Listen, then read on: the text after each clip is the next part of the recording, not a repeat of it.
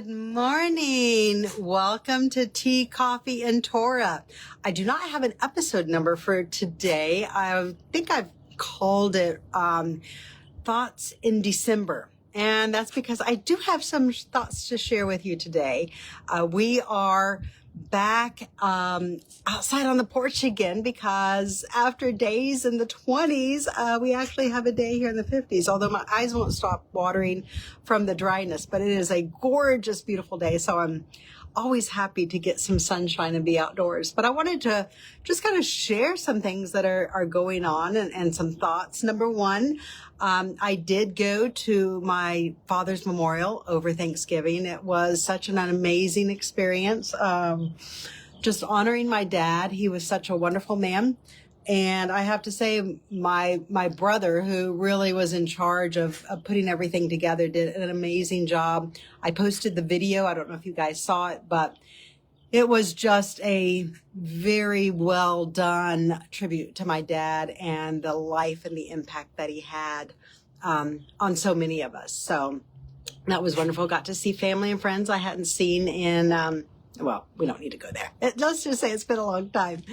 But in addition to that, I am finished with the book. I am working with a marketing company now, so that's kind of where that stands.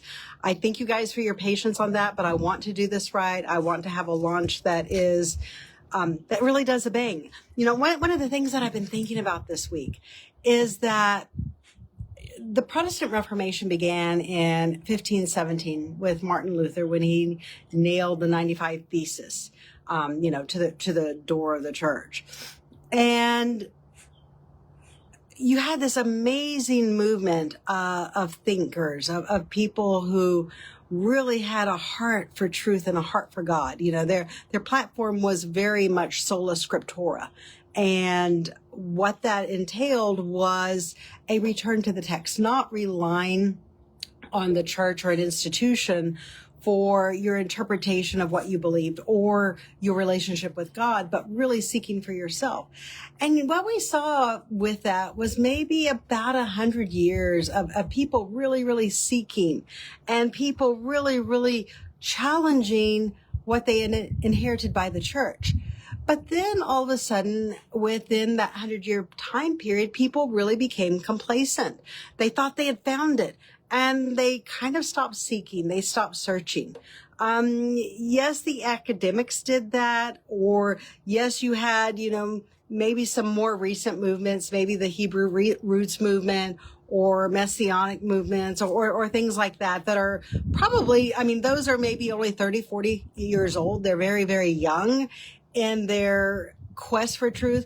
But by and large, as a population, if you look at the Reformation that occurred in the early 1500s and how many people participated in that, these are really, really small movements. They haven't grasped the general populace because most of us are just really content with the status quo. We like our social networks. We like you get up at 10 a.m. or you get up at 8 a.m.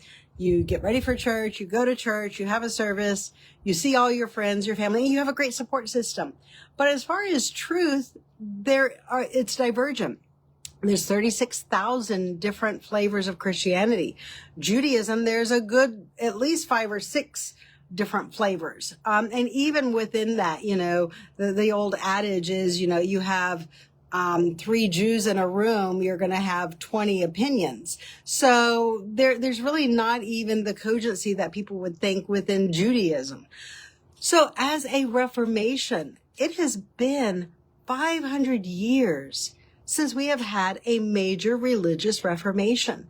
And we've gotten stuck. We've gotten mired down in the mud and entrenched in our social outlets, which are amazing. They are so needed. Those social outlets are definitely something that we need in society. But I don't think we have to sacrifice those in order to also pursue truth.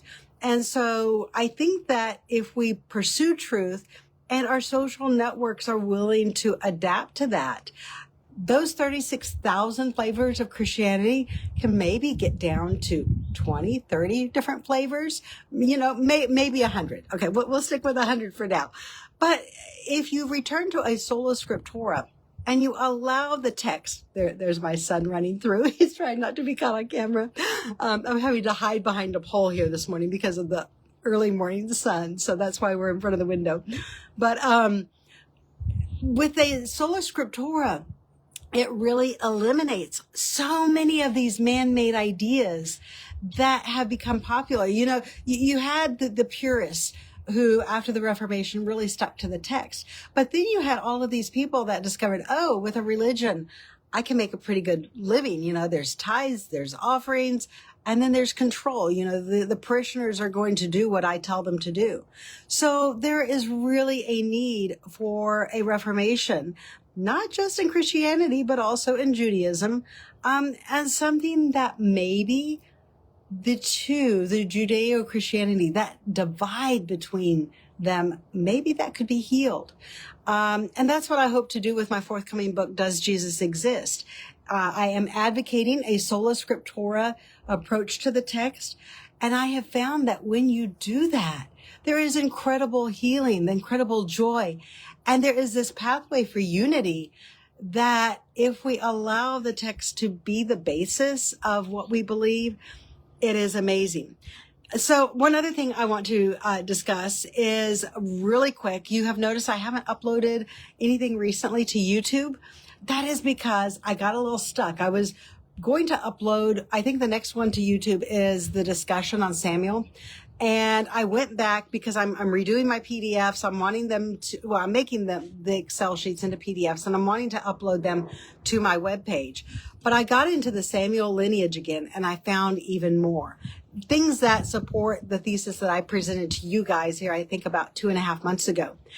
And I'm wanting to submit this for an academic publication because it is just, I'm blown away by the evidence and I want to share that with you guys. So I'm going to get that ready. I want it to be a little bit more polished, and I am going to post that along with the video, but I want you guys to have both of those so that way you can see all of the evidence. And it's just me. Any question that I ever had, was Samuel legitimate?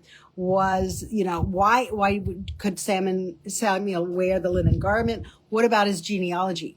I actually made progress on the conflated, horrible genealogies and chronicles. And I can actually show you what happened. This scribe did this did that.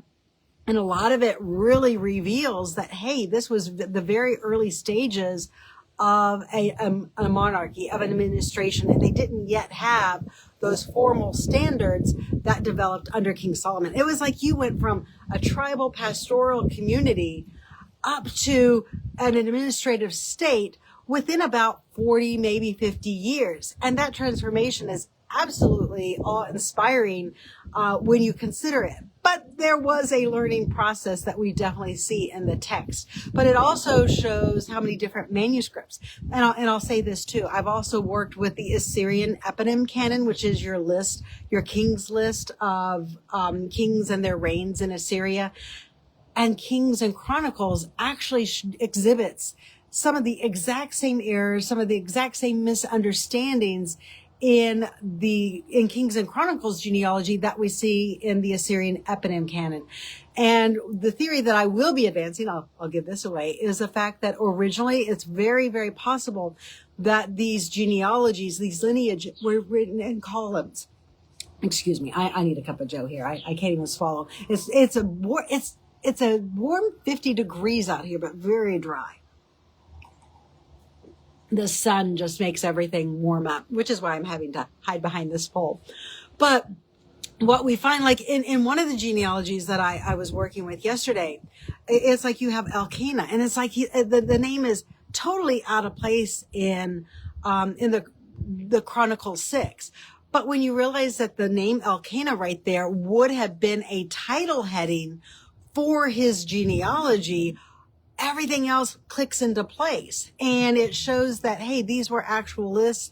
These were actual columns that existed in the text. And then they were later edited into this linear form where, you had sentences that would have run across the text rather than being in those columns. So it was a repurposed for it to fit into kind of a story memorial or a story type setting for Israel's history.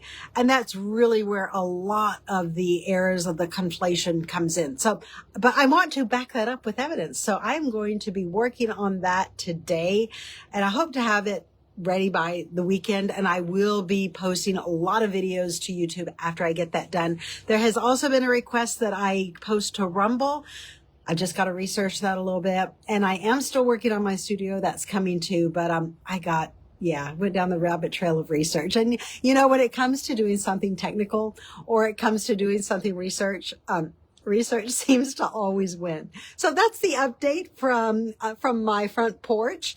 And I hope you guys have a wonderful day. I will see you on Sunday at 10 a.m.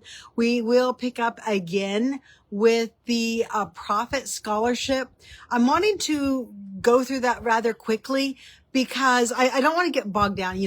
I've been doing 6 weeks now in the traits from Jeremiah, the out of Egypt, the signs and wonders, the terrible mighty acts, all of that, land with milk and honey, and where we can see actual quotations that the prophets used scholarship in their prophecies, and they relied on original text the same way that scholars do today when they either quote from a predecessor or they rely on original work, whether it's the Constitution or another original document. We see the prophets doing the exact same thing. So join me Sunday, 10 a.m. That's Eastern time. It'll be 9 a.m. Central. And we will delve back into our study. And thank you so much for joining me. From my front porch to yours, have a fantastic day.